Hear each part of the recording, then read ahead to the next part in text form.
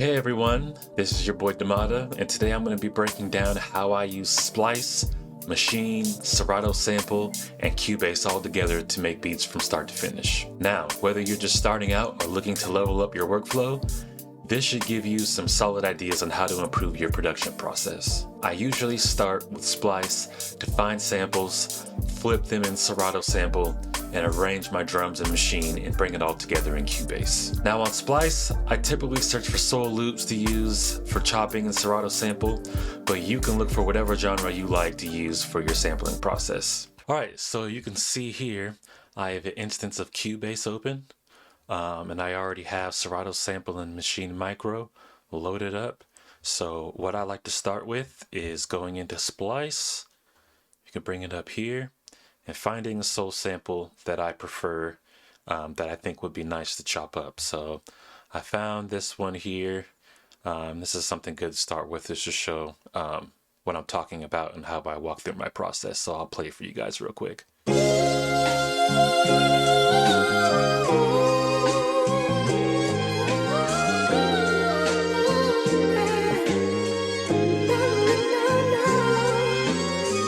So it's pretty simple. I already downloaded it. All you got to do is just hit the plus button here, and it'll use up one of your credits. And it's as simple as dragging and dropping. So let me move this out of the way so I can kind of show you guys how it works. It's as simple as grabbing it, dragging it, and then loading it in, and voila, you got it into your Serato sample. So what I like to do here, after I drag it in, you can see it's synced to the BPM that's here. It starts off at 120, and that can be something that's adjusted. The loop is at 75 BPM. You can see that here, and it's F minor, as you can see here and here. And what I do is I hit this drop down and hit set slicer, and then click on it, and it sets it the chops to the BPM. So whatever you're using for your MIDI controller, I'm just using a Keystation 49. You can kind of just play through it. But what I'm going to do is, starting off, I'm going to set the BPM to 75 so it matches what I was listening to. And you can kind of just play with the chops until you get something you like. And then you can come in here, mess with the key, which I like to do after I get the chops done. And maybe, you can make it lower to kind of get more of a soulful feel. You can bring it up higher to get more of a Kanye Chipmunk feel if that's what you're going for. But let's go ahead and just put something random in here first. So it's as simple as just coming here.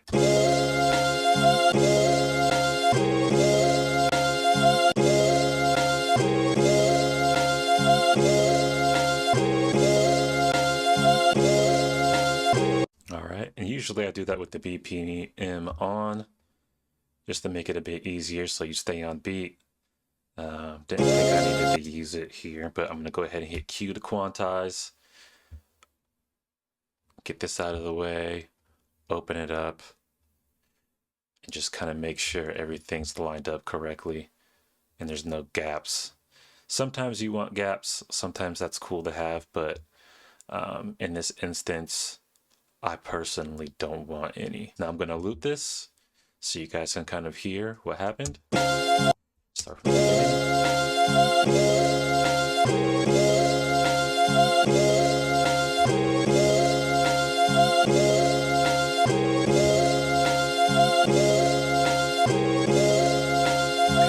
Okay. Pretty simple, right? So after doing that, now you have some options up here, like I can get rid of the vocals. So if I were to do that, let it load for a little bit, we can see what it would actually sound like with the vocals taking out. And sometimes the AI doesn't do it very well.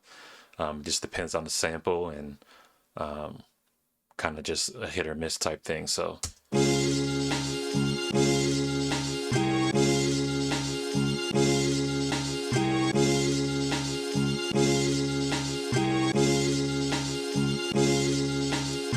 You can see there it did a pretty good job, but the sample doesn't sound as good with that taken out. It kind of hinders the quality a little bit. So, and now we can start playing with the pitch up here.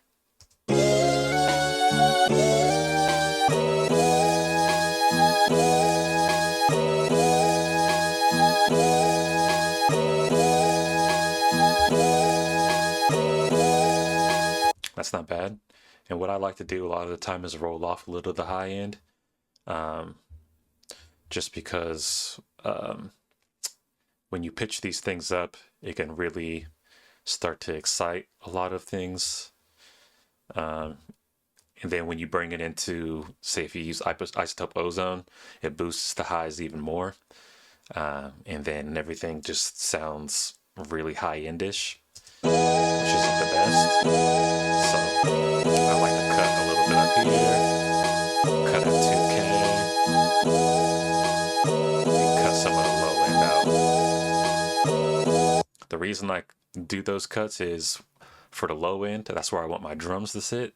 So I cut there and I cut the high end out where I cut it. I don't cut a lot out, but if I'm going to be having, you know, drums and percussion, the hi-hats, the cymbals, the crashes are all going to be sitting up there and I don't want them clashing. So that's kind of how I deal with things. All right, pretty simple. So now we got our loop in set and now we move to Maschine. All right, so now we're on to making the drums. And I typically make my drums in Maschine and then use Cubase to mix. So I also use Maschine Micro, and it's just kind of a controller that you can use to create your drums. I prefer to do it this way.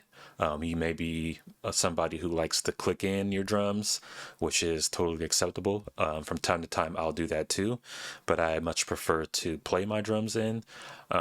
Just because I enjoy being hands-on with the production process. I usually do my drums after the sample just so I can get a feel for what the drums are going to need to do, how I want the beat to sound. You could start off with drums, but if the sample doesn't match up the feeling of the sample, then you're going to be searching for different samples to chop up. So I prefer to do it this way. So usually I just kind of, you know, have the loop playing in the background.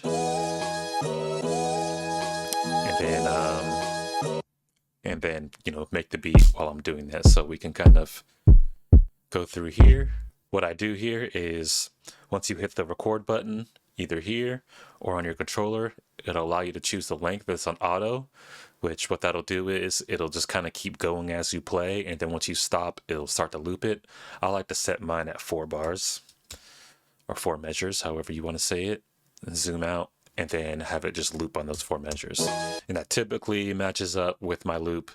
Unless you have a longer loop, then you may need to set it to 8 measures just to have it match up. But this is how I like to do it.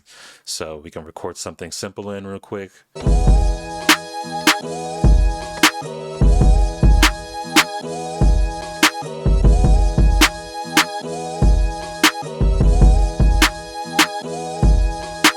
Pretty simple. Next we can add some hats, you know,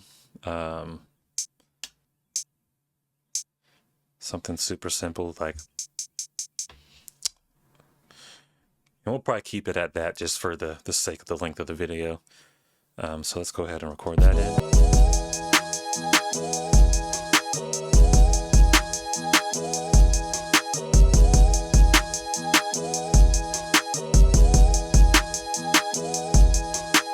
So you can see, pretty simple. It definitely helps, you know, speed up the process when it comes to getting your thoughts down quickly, as opposed to having to click them in or however else you may do it. So again, you can use loops to help with this. Sometimes I'll, you know, pair this up with drum loops to help fill some things in that maybe I'm struggling with. You know, not every day you're going to be able to come up with the best drum loops on your own. So sometimes it's good to use those kind of things as a supplement to help your process. Another trick I like to do, usually at the end of making this, is mess with the swing, and I'll usually turn it up to about 12%. And it'll just give it more of a bounce, and it makes it feel a little off, but at the same time, it gives it more of a just like a better feel. So you can listen to it with the swing and without the swing. So I'll start without the swing.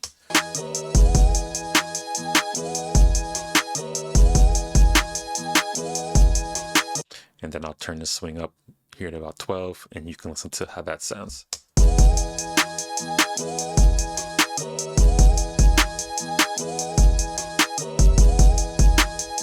Doesn't add a whole lot, but you can feel that everything is a little bit like on the back side of the beat, you know, just a little off.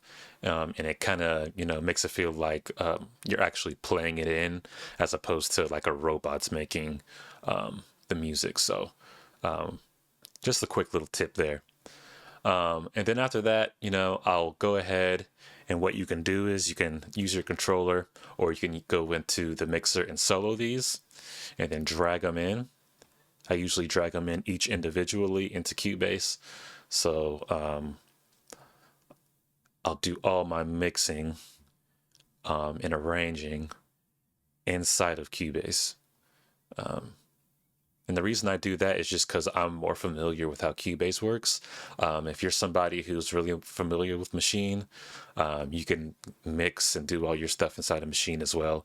From time to time, I'll do a little bit of mixing when it comes to like panning and maybe a tiny bit of EQ in Maschine, but I usually do all those steps inside of Cubase. Then I just go ahead and shut off Maschine, mute it here, and kind of shrink it down to get it out the way. And then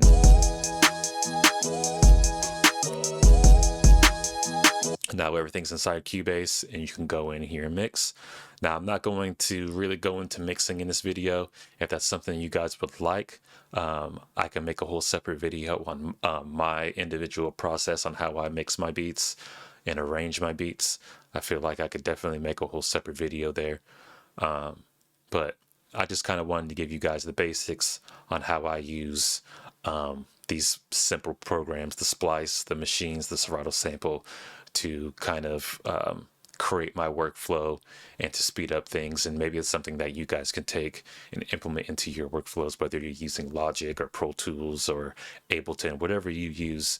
I feel like this can translate between any of those DAWs. Yeah, so that's pretty much the basics. If you guys have any questions or you guys have any tips or tricks of your own, please feel free to leave those in the comment section. I would love to hear some feedback and maybe implement some of the things that you guys do into my workflow if I can find it useful and helpful for what I do. Also, feel free to give a like, comment, and subscribe, and stay tuned for more videos. Thanks for watching. Peace.